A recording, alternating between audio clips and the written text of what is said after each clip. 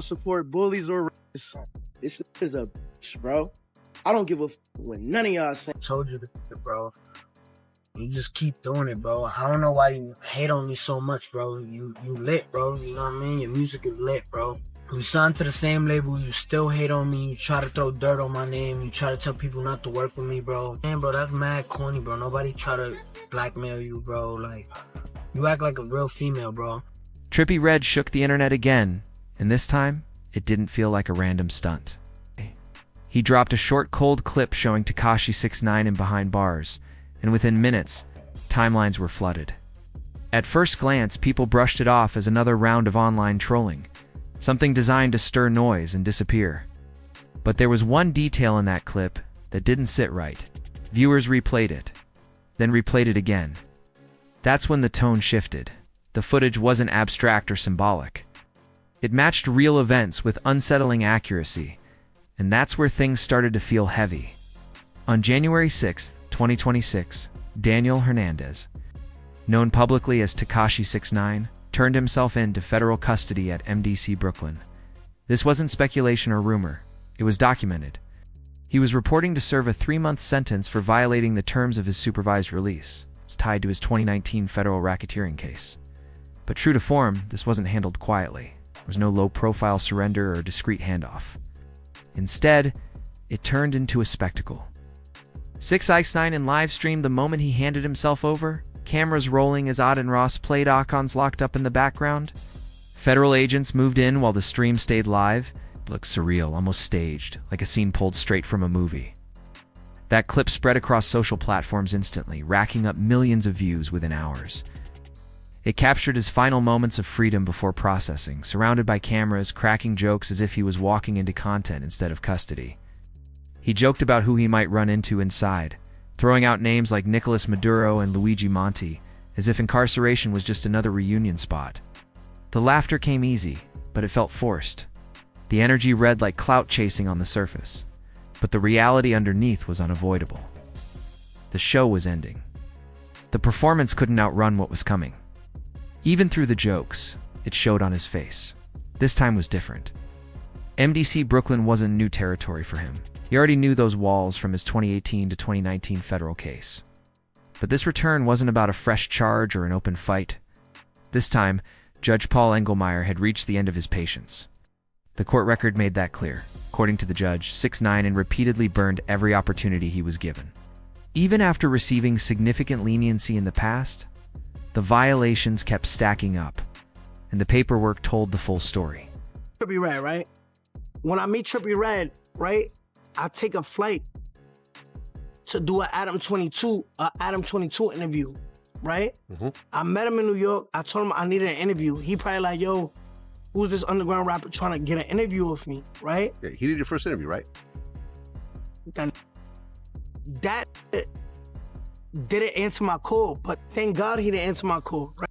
Back in October 2024, he was detained in New York after failing multiple drug tests. Meth and Adderall both came back positive. That alone was serious, but it didn't stop there. He took unauthorized trips to Las Vegas and the Dominican Republic without notifying his probation officer. He also failed to report an overseas arrest altogether. As a result, he was locked down for 2 weeks. Then November 2024 followed with a 45-day sentence for those same violations. At that point, the warning signs were impossible to ignore. Still, the behavior didn't change. December 2025 brought another ruling, this time a 90-day sentence tied to continued drug test failures. The unreported Dominican Republic arrest and skipping mandated community service. By then, the pattern was undeniable. The judge had seen enough. There was no confusion about why this ended the way it did. The court made it clear that 6ix9ine wasn't learning from consequences, and now the streets are buzzing, watching how fast everything unraveled. The footage from his January 2026 surrender has been viewed millions of times, showing a man who once dominated Billboard charts being processed back into federal custody again. So Andrew, who's Tribe Drew, said, yo, bro, you should do a song with this kid. He's hot on SoundCloud. Yeah. So I hit him up on Instagram. He's like, yo, I'm actually a big fan of you. Let's meet up. I really didn't want to do a song with this because I didn't like the Andrew liked the you know? not as a surprise, but as the inevitable result of choices made in full view of everyone watching.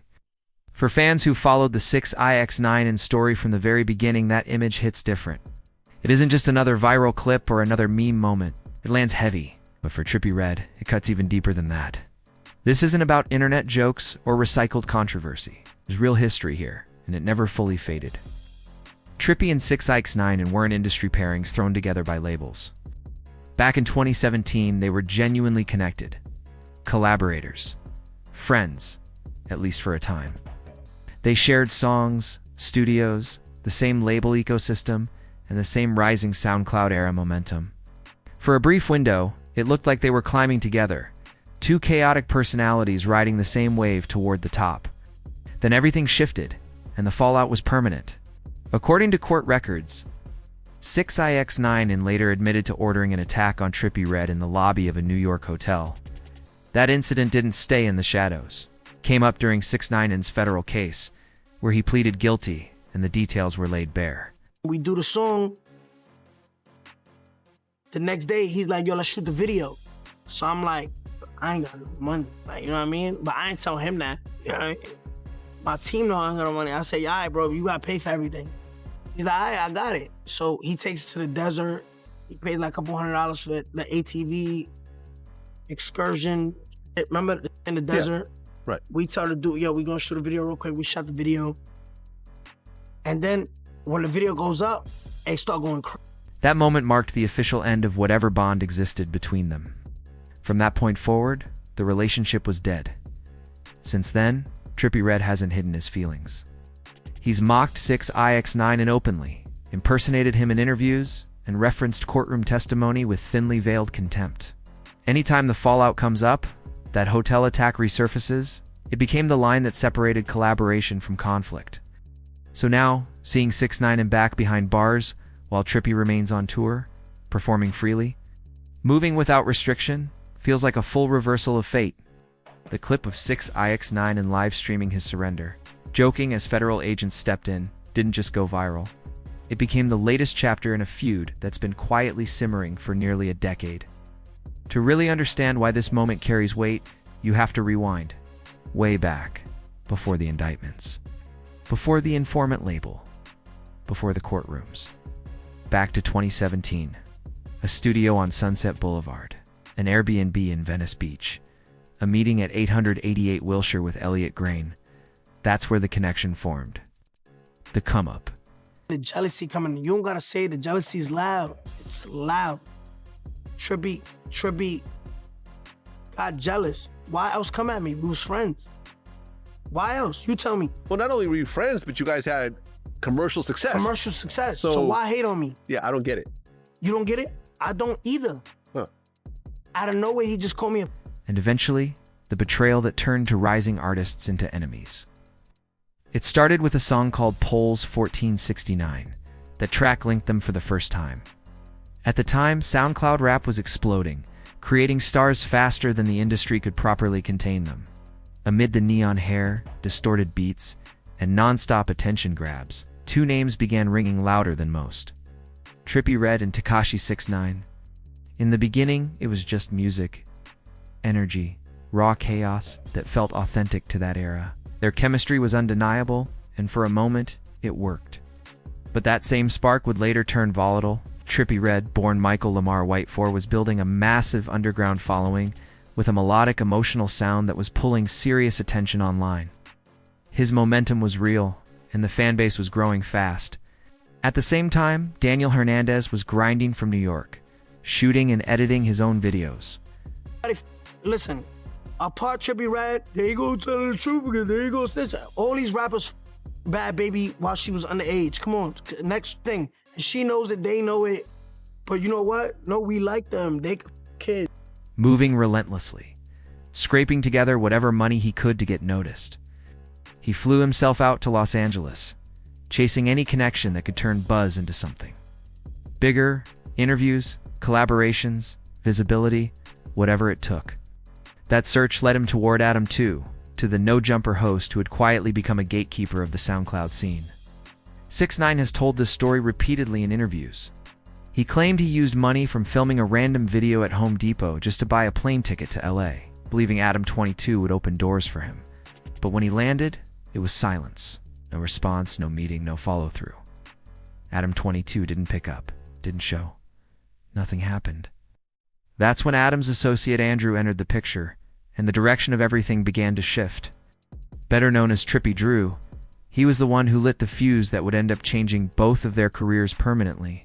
Drew told 6ix9ine about a new artist going crazy on SoundCloud. A kid named Trippie Redd who was pulling serious numbers and attention fast. He suggested a collaboration, nothing complicated, just a reach out. 6ix9ine listened. He slid into Trippie's DMs, and almost immediately, the connection was made. Came out September, October. Y'all came up with the date, right? September, October 2017. Bro, if Gummo never... And you know Gummo's a Trippie Redd this, right? I didn't realize that. Yeah. Okay. KB was his enforcer. KB was his shot. That same night, everything started moving. They linked up at Hitway Studios and recorded Pole's 1469, a track that caught fire in the underground almost instantly. The contrast was obvious and impossible to ignore. Trippie's melodic emotional delivery collided with 6ix9ine's raw, chaotic energy, and instead of clashing, it amplified both of them. The chemistry didn't feel forced, felt volatile, unpredictable, and real. People noticed right away. Trippie was energized by it. He wanted to shoot the music video the very next day. No delays, no hesitation. But there was a problem nobody expected to surface so early. 6ix9ine was completely broke. He didn't have money for a video, travel, or production. It's not a dollar to spare. And he wasn't about to admit that. Not when momentum was finally building and eyes were starting to turn his way. What happened next set the tone for everything that followed. Trippie agreed to front the entire move. Studio time, travel, expenses, all of it. Trippie's in the midst of 30 people. They packed up and headed into the desert, where Trippie dropped a few $100s on an ATV ride that accidentally became the perfect visual backdrop. What was supposed to be a casual hangout flipped instantly into a full music video shoot. 6ix9ine leaned into what he knew best. He used the camera and editing skills he'd built, hustling through random gigs and side work. He shot the footage himself, edited it himself, and stayed up all night piecing it together. The video dropped the very next day. No label, no machine. It's just urgency and grind. That dedication mattered. The response was immediate, bigger than either of them expected. Fans flooded in, numbers climbed fast. The buzz didn't slow down, and that noise reached the right ears. Elliot Grang, already working with Trippie and watching the SoundCloud wave closely, saw what was happening. Once he clocked 6ix9ine's momentum, he wanted in. Through mutual connections, Elliot set up a face-to-face meeting with 6ix9ine at his office on Wilshire Boulevard in Los Angeles. That meeting shifted everything. By late summer of 2017, 6ix9ine was officially signed to the same label as Trippie Redd. On paper, it looked like a perfect alignment. Two rising artists from the same SoundCloud wave, proven chemistry, shared momentum, and now operating under one roof. They doubled down. After Pole's 1469, they followed up with another joint track, OE, reinforcing the idea that this partnership wasn't a fluke. To the industry, it looked like the beginning of a dominant duo. Two loud personalities, colorful images, stacking attention and pushing sound forward together. Everything pointed upward. See there what happened? Yes, I was there. I was on the corner. Can you describe what happens? Yeah, Let's go. I pled guilty to it. Okay, so let's go. So let's give the fans what. So like I said, I pled guilty to the shit. The nigga has a music video. I get the call. The nigga's here. I said, I bet I'm on my way. I think I explained the story on another, I think on Breakfast Club. Anyway, long story short, I follow him. He in a big sprint. I follow him. When I follow him, he stops in front of his hotel. Jump out, 50 niggas looking around like, what's up? So he's like, yo, what's poppin'? What's poppin'? Peace up, yo, what's poppin'? But behind the scenes, pressure was already building. 6ix9ine would later admit that jealousy had started creeping in. Same label, same resources, same spotlight. As his own fame began rising at a faster pace, the energy shifted. What once felt like mutual hunger started to feel like competition. Quiet tension replaced excitement. The bond formed in that Sunset Boulevard studio didn't break overnight, but it was already cracking. And once it started, there was no stopping the collapse that followed. Then everything detonated. This wasn't a slow drift or a quiet falling out. The friendship didn't fade. It burned down in real time, publicly, and without restraint. What once looked like a solid creative partnership collapsed into a loud, chaotic feud that unfolded perfectly within the mechanics of the internet era. Every post mattered. Every live session escalated things. Each response felt calculated, and both sides understood how to keep attention locked in. The first real explosion came when Trippie Redd went online and publicly labeled 6ix9ine a rat in front of millions. The message wasn't vague. It directly referenced 6ix9ine and 2015 guilty plea, tied to a case involving a recorded explicit performance that included a minor, which resulted in probation, registration requirements, and mandated counseling under court supervision. That history had followed him for years, but this time it wasn't coming from media or critics. It's 4 of us. It's 4 of us. Trippie's in the midst of 30 people. Remember, I pled guilty to this. This shit was set in court. Just rocked Trippie's grills out his mouth, like his grills flew 10 feet in the air. Word to my mom, his grills, that went through the revolving doors. He came in spinning and left. It was coming from someone who had once stood beside him. Trippie's post didn't soften the blow. There was no ambiguity. He wrote, "I'm sorry, bro. 1,400 don't promote rats." That single line landed hard. It wasn't just an insult. It reopened a chapter of 6ix9ine's past that had never fully closed. A past that had already shaped public perception and legal consequences. Now it was being dragged back into the spotlight by a former collaborator. That moment erased any remaining doubt about where they stood. That post wasn't just a diss, it was a declaration. A clear signal that whatever loyalty once existed was gone for good. The line had been crossed, publicly and irreversibly. 6ix9ine's response came fast, and exactly as expected. He jumped online with his familiar mix of bravado and volatility. Filming himself in his car, eating, talking aggressively, brushing it off on the surface while clearly reacting underneath. His tone shifted between confusion and hostility.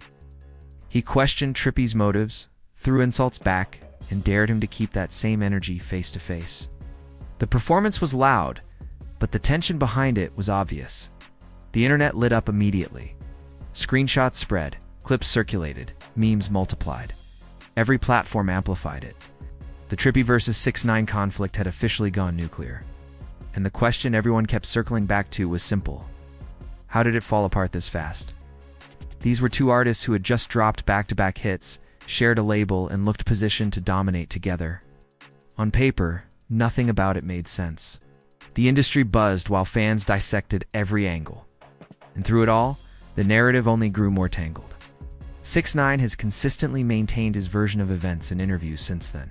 He's blamed the fallout on jealousy. According to him, once his fame accelerated and the label began investing more attention and resources into his side, the dynamic changed. He claims that's when friendly competition turned into resentment. Into the hotel, it's a talk about I'm 9 Trey, blah blah blah. So I go to that nigga up, and it's a next to him, bro, and it stole on me and hit me in my mouth because this is the only thing that happened to Trippie Redd, bro. The nigga hit me one time, bro, and then my niggas beat their ass. But he didn't stop at defending himself. He escalated. 6ix9ine fired back with accusations of his own, alleging that Trippie had been involved with rapper Bod Bobby during a period when she was underage. Both Trippie Redd and Bod Bobby immediately denied any serious involvement, shutting down the claim. Later, Bod Bobby did acknowledge that they had kissed once, a statement that intensified an already volatile situation without confirming anything beyond that. The internet reacted instantly. At that point, the conflict was no longer just about music, egos, or competition. It had become personal, reputational, and deeply public. Every statement carried weight. Every clarification fueled more speculation. And the fallout from that moment would ripple far beyond the initial feud, shaping how both artists would be viewed long after the noise faded. By this point, it wasn't just a rap beef anymore. Whatever line once separated competition from conflict was gone. This had turned personal, reckless, and dangerous for both of their reputations. These weren't diss records arguing over charts or streams. This was about dragging each other's names through the dirt with accusations that could permanently stain careers. Every post, every interview, every live stream functioned like another grenade. The goal wasn't dominance, it was damage. At the same time, 6ix9ine's career was igniting fast. In late 2017, he dropped Gummo, and the record didn't creep up the charts. It detonated. Almost overnight, he went from a chaotic underground presence to a mainstream force. The industry pivoted around him. But there was a detail buried inside that success that made the situation even more volatile. 6ix9ine later admitted that the beat for Gummo wasn't originally his. According to him, that beat had come from Trippie Redd, the same Trippie he was now publicly feuding with. Trippie had allegedly planned to use it himself. Instead, 6ix9ine took it, reshaped it into a street anthem, released it first, and watched it explode. That single move transformed an already ugly feud into something that felt like outright betrayal. And it didn't stop there. Inside Gummo, 6ix9ine slipped in a subliminal reference to KB, a quiet shot aimed directly at Trippie. It was subtle, but intentional, calculated, ruthless. Once Gummo went viral, the internal balance at the label shifted instantly. Before that moment, Trippie had been the priority. He was the face. He received the promotion, the marketing push, the resources. But once 6ix9ine started dominating attention, all of that focus swung in his direction. The artist once seen as a side act became the centerpiece. The power transfer was complete. Trippie found himself watching from the sidelines as the same label poured its energy into the person he was now openly at war with. Suddenly, the jealousy 6ix9ine had claimed in interviews didn't sound imagined. This time, Trippie had every reason to feel replaced. Meanwhile, 6ix9ine leaned into it. He celebrated publicly, mocked the shift, and made sure everyone understood who the label was backing now. But that was only the surface-level chaos. The accusations, the stolen beats, the industry politics, all of it was just the opening act. What came next pushed their conflict beyond online warfare. This was where things crossed into territory that couldn't be undone. By the end of 2017, the feud took a brutal turn. The tension moved off social media and into real-world consequences. And before long, those consequences would be laid out in federal court for everyone to see. Around this time, 6ix9ine had aligned himself with the 9 Trey Gangsta Bloods, a New York street crew that offered him protection, influence, and a reputation backed by real force. This wasn't image building alone. These were people willing to act. So when 6ix9ine found out that Trippie Redd was in New York shooting a music video, there was no hesitation. He made the call. He activated the people around him. And the plan was set in motion. The attack happened at a New York City hotel. And unlike many artists who distanced themselves once things turned violent, 6ix9ine never denied his involvement. In interviews, he openly talked about it. He described the situation with unsettling clarity, laying out details with a tone that bordered on pride. The way he told it sounded less like regret and more like ownership, as if the outcome confirmed his power at the time. What started as a creative partnership had now escalated into real violence, and the fallout from that moment would follow both of them far beyond the music. According to 6ix9ine, the numbers were uneven from the start. He claimed Trippie arrived with roughly 30 people around him, a mix of crew, friends, and extras tied to the video shoot. In contrast, 6ix9ine says he showed up with only 4 people. But in his telling, those 4 weren't there for show. He said they were ready to act immediately. The element of surprise, combined with a willingness to escalate fast, is what he claims flipped the situation. The way he recounts it is deliberate, almost cinematic. He describes the scene as chaotic and humiliating. In his version, Trippie's gold grills were knocked out of his mouth and sent skidding across the hotel lobby. He claims Trippie stumbled through the revolving doors in a moment that looked exaggerated and surreal. Whether that version is embellished or not, one fact stands above all interpretation. The attack was real enough that 6ix9ine later pleaded guilty to ordering it as part of his federal racketeering case. That is an internet rumor that's documented in court. Trippie later offered his own account during an Instagram live. He tried to minimize the severity, while still acknowledging that something did happen. According to him, it wasn't the ambush 6ix9ine described. He said it was a single punch before his crew stepped in and shut it down. His version painted it as brief and quickly controlled, not the overwhelming attack his former collaborator bragged about. The two stories couldn't sound more different. One side frames it as a decisive takeover. The other reduces it to a moment of chaos that got inflated online. The exact details may never fully align, but there's a critical point that overrides both narratives. 6ix9ine's guilty plea in federal court confirms that whatever happened that night carried real weight. It wasn't insignificant. It was serious enough to be included among the acts used to dismantle one of New York's most notorious gang cases. That hotel incident marked the exact moment their conflict crossed a line that couldn't be uncrossed. What had been loud and reckless online suddenly became physical. That night changed everything. It was the point of no return for both of them. Before the hotel assault, the feud between Trippie Redd and 6ix9ine lived mostly on screens. Social media exchanges, diss records, interviews filled with insults and posturing. It was chaotic, but it stayed within the familiar boundaries of internet drama. Then the assault happened, and those boundaries collapsed.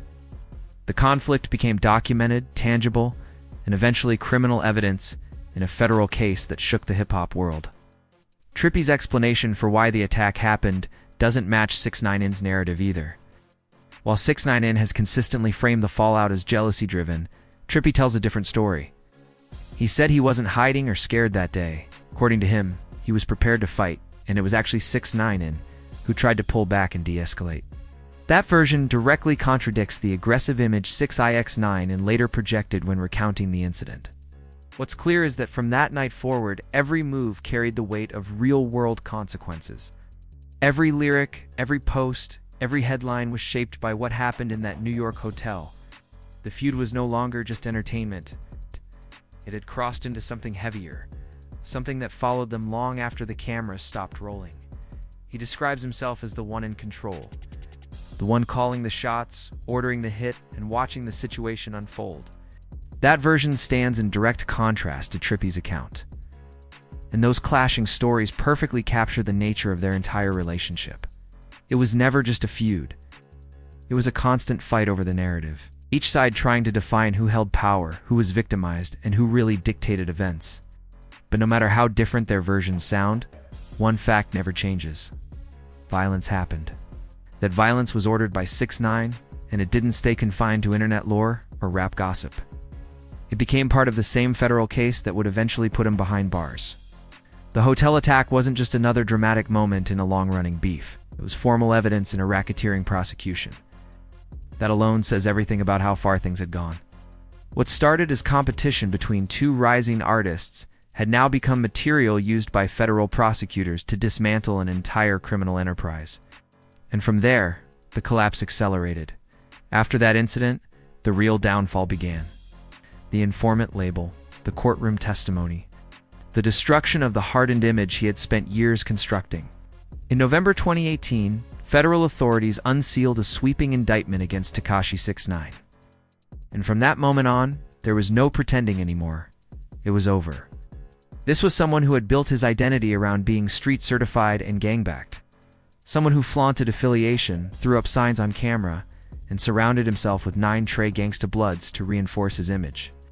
Now those same affiliations were being laid out in court as criminal evidence. The charges were extensive and severe. Racketeering conspiracy, firearms offenses, armed robbery, drug trafficking. Prosecutors weren't arguing that he was loosely connected to 9 Trey. They alleged he was financially supporting them, directing violence, and personally involved in criminal activity. That included attempted murder. It was a full-scale takedown. When he was arrested alongside multiple members of his inner circle, the government moved quickly to ensure there was no chance of release. It's no bail. They classified him as both a flight risk and a danger to the public. The evidence was layered and comprehensive. Facing the possibility of decades, even life in federal prison, the options narrowed fast. By September 2019, 6ix9ine made the decision that would permanently define his legacy. He flipped. The persona he played online vanished inside the courtroom. He took the stand and became the prosecution's key witness, testifying against his own 6ix9ine associates. This wasn't limited cooperation. He went all in. He identified members by name, explained the gang's hierarchy, detailed specific crimes, and exposed internal operations. Nothing was held back. And when his feud with Trippie Redd came up, he admitted under oath that he had ordered the hotel attack on his former collaborator. That testimony landed hard. He walked through the events step by step, named who was involved, explained how orders moved within the gang, and placed himself directly at the center of violent acts. That kind of information only comes from someone deeply embedded. In that courtroom, Tekashi 6ix9ine earned the label that would follow him everywhere afterward: the informant. Oh snitch. He traded loyalty, reputation, and credibility for survival. Legally, the decision worked. Instead of a life sentence, he secured a path back to freedom. But the cost would reshape how he was seen forever. 6ix9ine was ultimately sentenced to 24 months in federal custody, with 13 months credited as time already served, followed by 5 years of supervised release and a $35,000 fine because of documented health concerns, particularly his asthma and the unfolding COVID-19 pandemic. The court approved his early release in April 2020 so he could serve the remainder of his sentence under home confinement. On paper, it looked like mercy. In reality, no reduction in time could repair what had been done. His name was permanently marked. The same man who once built his image around never folding did exactly that in full public view. From that moment forward, Tekashi 6ix9ine was no longer just an artist. He became one of the most polarizing figures hip-hop has ever produced. A living case study in how fast power, fame, and perceived loyalty collapse once federal pressure enters the picture. For Trippie Redd, the trial landed very differently. To him, it wasn't just closure, it was vindication. The same person who had ordered violence against him, mocked him publicly, taken a beat meant for his own use, and antagonized him for years was now sitting in a courtroom cooperating with federal prosecutors. That decision shattered every street code both of them once claimed to respect. Watching 6ix9ine testify wasn't painful for Trippie. It was confirmation. He reacted by openly mocking the situation, replaying courtroom moments, imitating 6ix9ine's mannerisms on the stand, and laughing it off as absurd. He called him a clown and treated the entire downfall like poetic justice unfolding in real time. The balance had flipped completely. Years earlier, during the recording of Pole's 1469 in that Hollywood studio, the future looked very different. At one point, 6ix9ine held the advantage. Bigger headlines, louder attention, even the leverage to orchestrate real-world violence. But now, the so-called king of controversy had become a federal cooperator, testifying against the same people he once relied on for credibility. The reversal was complete. Since his release, 6ix9ine has tried to claw his way back. He continues to release music. The views still come in, but the energy isn't the same. The stigma never fades. Every appearance, every rollout, every headline arrives with the same reminder attached. Instead of rebuilding momentum, the pattern suggests something else entirely. Trouble keeps finding him. In October 2023, he was arrested in the Dominican Republic following allegations that he assaulted music producers. In January 2024, he was arrested again, this time for violating a restraining order tied to a domestic dispute.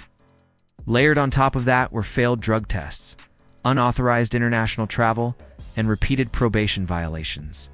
The behavior didn't change. The consequences just stacked higher. Judge Paul Engelmeyer, who had overseen the case from the beginning, stopped masking his frustration.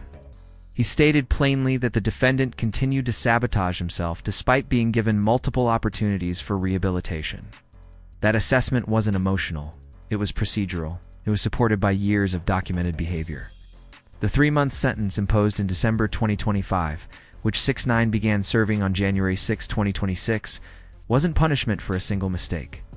It was the cumulative result of ignoring every warning, every condition, and every second chance offered by the system. That now viral footage of his surrender captures the full arc of his career in one frame: loud, performative, chaotic, and ultimately self-destructive. There he was, live streaming his own arrest while Odd and Ross played Akon's locked up in the background, and federal agents processed him. What should have been a moment of quiet humiliation turned into another performance. Even then, he stayed in character, still provoking, still performing. As the cuffs went on, he treated his return to jail like content, as if the consequences themselves were part of the show. For Trippie Redd, watching that unfold must have felt unreal. The same person who once ordered an attack on him was now back behind bars, not for new fame or music, but for violating the rules of a deal that had already labeled him a federal cooperator. The irony is hard to ignore.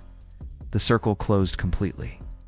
From recording together in Hollywood, to violence in a New York hotel, to being named in sworn federal testimony, and now to this moment. Once again, 6ix9ine and locked up, Trippie free, still creating, still moving without restrictions. What makes it even more striking is that their feud never truly ended. There was no reconciliation, no quiet resolution, no attempt at peace. 6ix9ine still references Trippie in streams and interviews, throwing shots as if the conflict never aged. Trippie, meanwhile, dismisses him entirely, laughing off the idea that the situation even deserves attention anymore. The imbalance says everything. That surrender footage is now part of hip-hop's permanent record. Another viral artifact from one of the genre's most volatile rivalries. It captures how quickly success can decay into downfall, how collaboration can rot into resentment, and how chasing street credibility can leave damage that never fully heals. What began as two SoundCloud artists chasing momentum became a cautionary tale about ego, loyalty, and the long cost of choices made for image. As of January 2026, 6ix9ine sits inside MDC Brooklyn serving his latest sentence, waiting for the next phase of consequences to unfold. Trippie Redd, on the other hand, remains on the outside, touring, recording, living without supervision or limitation. No cuffs, no probation, no federal oversight. The footage keeps circulating, the internet keeps replaying it, and their story, unresolved and heavy with history, continues to linger. Not because it's entertaining, but because it reflects something uncomfortable about fame, power, and how quickly alliances turn into liabilities. For anyone following closely, Street Wars will continue tracking how this chapter closes, because the echoes of this feud are still moving through the culture.